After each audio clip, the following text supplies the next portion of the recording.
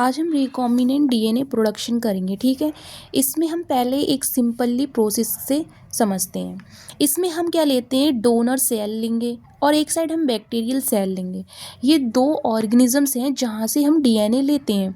अब हम उस डीएनए के लिए, फॉरेजन डीएनए के लिए हम कट करेंगे रिस्ट्रिक्शन एंजाइम्स की हेल्प से। यहाँ पे हम प्लाज्मिड लेंगे एज अ वेक्टर और हम यहाँ बैक्टीरियोफेज भी ले सकते हैं। ये क्या करेगा, जो लाइगेज एंजाइम्स होते हैं वो ज्वाइन कर देंगे फॉरेजन डीएनए के लिए प्लाज्मिड से, जहाँ पर हमारी फॉर्मेशन हो जाएगी रिकॉम्बिनेंट डीएनए की।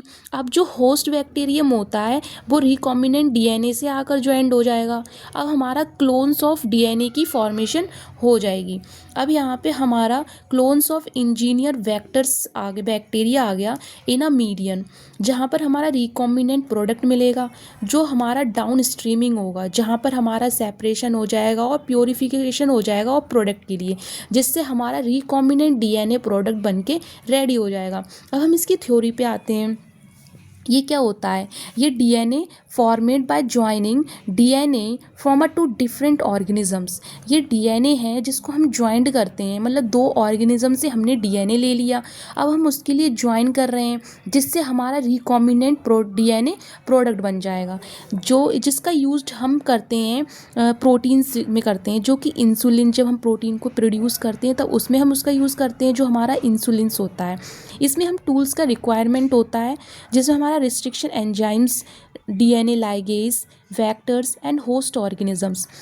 रिस्ट्रिक्शन एंजाइम्स का काम होता है जो हमने डीएनए लिया है उसको कट करना, स्पेसिफिक सीक्वेंस से कट करना। अब जब वो स्पेसिफिक सीक्वेंस उसको कट कर देगा तो डीएनए लाइगेज का काम होता है कि वो उस फ्रेगमेंट्स के लिए ज्वाइन करें, और वेक्टर्स क्या करता है, वो कैरी करता है जो फॉरेजन डीएनए यहाँ से कट हुआ उसके लिए वेक्टर कैरी करेगा, जो कि प्लाज्मिड और बैक्टीरियोफेज हो सकता है। अब यहाँ पे हमने होस्ट ऑर्गेनिज्म, यूजली हम किस मतलब कौन से ऑर्गेनिज्म का यूज़ कर सकते हैं, जो कि हमारा इकोलाई होता है। अब हम आ गए इसके sources, DNA jeans of interest, जिसमें हम ह्यूमन इंसुलिन जीन्स ले सकते हैं। अब हमारा यहाँ रिकॉम्बिनेंट डीएनए फॉर्मेशन कैसे होती है। रिकॉम्बिनेंट डीएनए फॉर्मेशन जो है एक लेबोरेटरी प्रोसेस है जिसका यूज होता है डीएनए हाइब्रिड डीएनए को बनाने के लिए, ठीक है।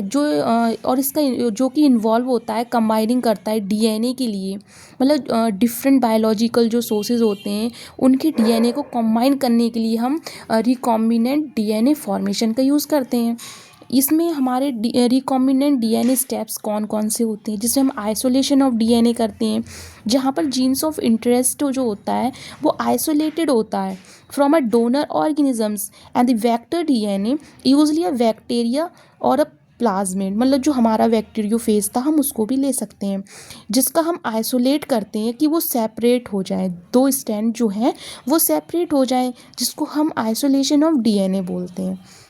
अब हम आ गए कटिंग ऑफ डीएनए, जहाँ पर हम जीन्स और प्लाज्मिड हमने लिया था उसको हम कट करेंगे, किसकी हेल्प से, रिस्ट्रिक्शन एंजाइम्स की हेल्प से।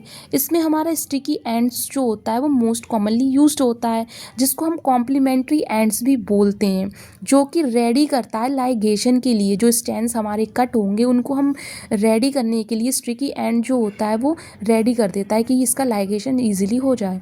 और जो ब्लंट एंड है उसको हम मोस्टली यूज़ नहीं करते हैं। अब हम आ गया रिस्ट्रिक्शन एंजाइम एक्शंस कौन से होते हैं। इसमें सम रिस्ट्रिक्शन एंजाइम कट्स, जहाँ पर जीन ऑफ इंटरेस्ट और plasmid DNA. Thank you so much.